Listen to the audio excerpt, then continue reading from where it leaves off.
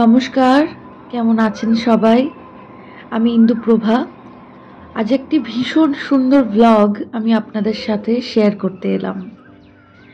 আশা করি আপনাদের ভীষণ ভালো লাগবে। একটা স্নিগ্ধ, সুন্দর, শান্তির সকাল আমি চেষ্টা করলাম আপনাদের উপহার দিতে। আমাকে অবশ্যই কমেন্ট করে জানাবেন কেমন লাগলো। যদি আমার ব্লগটি ভালো লাগে তাহলে একটি লাইক বা কমেন্ট করবেন। আর যদি খুব একটা ভালো না লাগে তাহলে ইগনোর করে যাবেন।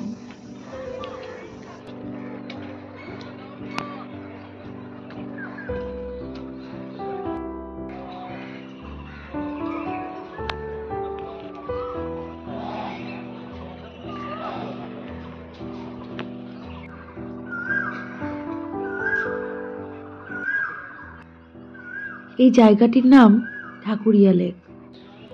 এটি দক্ষিণ কলকাতায় অবস্থিত।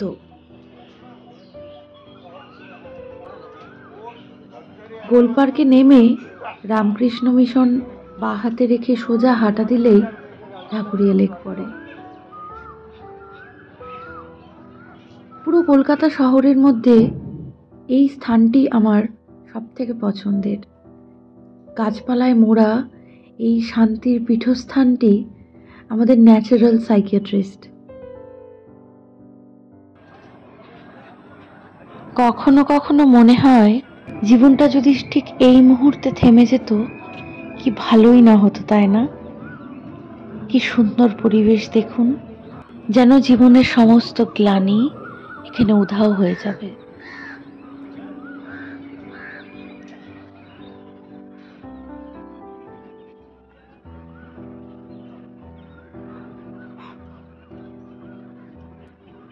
কলকাতাকে আমি আসলেই বড় ভালোবাসি। আমি হামেশাই বলে থাকি যে কলকাতা আমাকে তৈরি করেছে। এই শহরের রাস্তায় রাস্তায় আমার পরিশ্রমের দিনগুলি যেন খোদাই করা রয়েছে। এই শহর জানে আমার দুঃখগুলি, আমার বিশ্বাসঘাতকের সত্য, আমার শিশু থেকে নারী হয়ে ওঠার উপাখ্যান।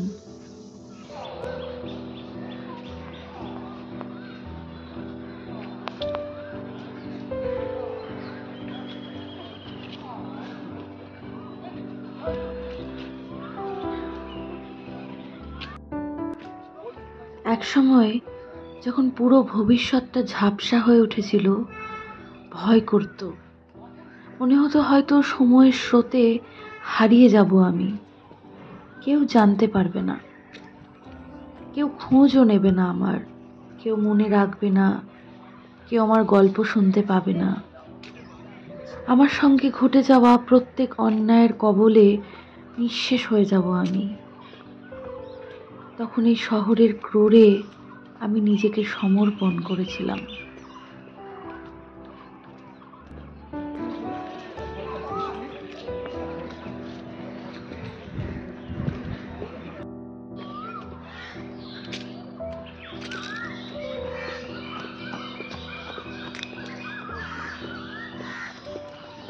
কলকাতার এক অদ্ভুত নেশা আছে জানেন।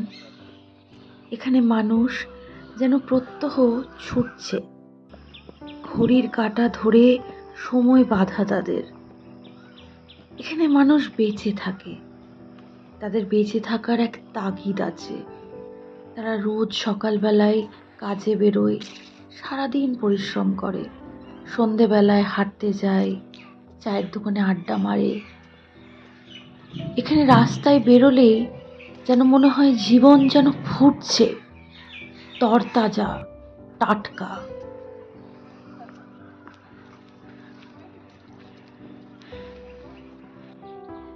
এখানে কারো কোনো মাথা ব্যথা নেই। আপনি কি করছেন, কি পড়ছেন, কি খাচ্ছেন, সবাই নিজেকে নিয়েই ব্যস্ত। এখানে জীবন উপভোগ করে মানুষ। তাদের পরনের কাপড়, সাজ পোশাক, তাদের রোজকার একঘেয়ে জীবনে যেন রঙের বাহার এনে দেয়। সব রকম কাজ করতে মানুষ এখানে তৎপর, কোনো লাজ লজ্জা নেই। কি ভীষণ এনার্জি! কলকাতা ভালোবাসতে শেখায়, কলকাতা ভালোবাসা দেয়।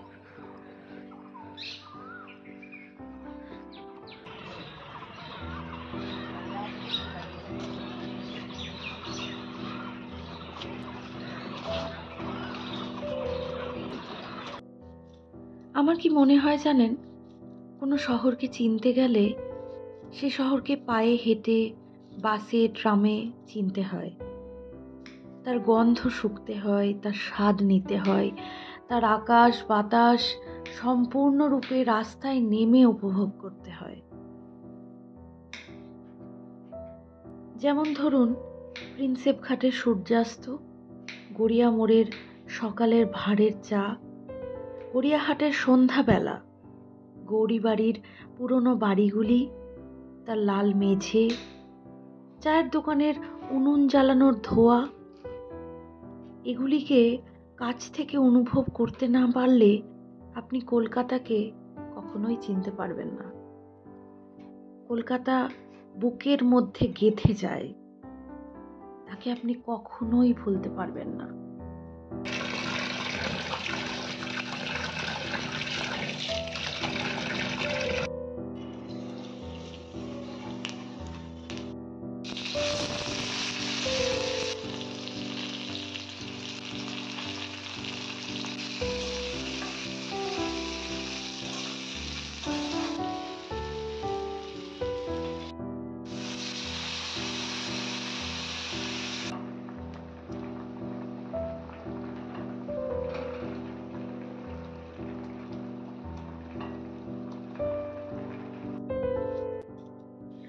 জীবন আমাকে যেখানেই নিয়ে যাক, আমি পৃথিবীর যেই কোণেই চলে যাই না কেন, আমার প্রথম ভালোবাসা এই শহর।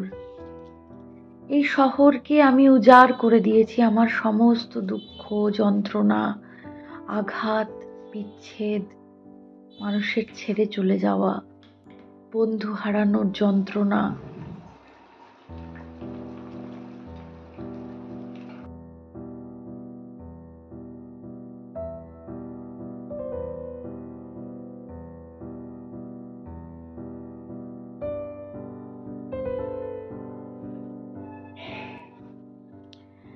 আমি মাকে মাঝে মাঝে বলি, আমার কাছে যতটা না কঠিন ছিল সিএ, তার থেকে ঢের বেশি কঠিন ছিল জীবন, তার পরিস্থিতি, মানুষ।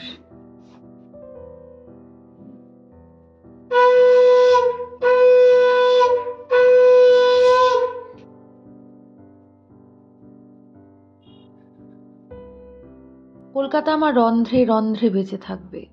যতদিন আমার নিঃশ্বাস পড়বে এই জগতে, কলকাতা আমার বুকের মধ্যে খোদাই করা থাকবে। কলকাতা আমার প্রথম এবং শ্রেষ্ঠ ভালোবাসা।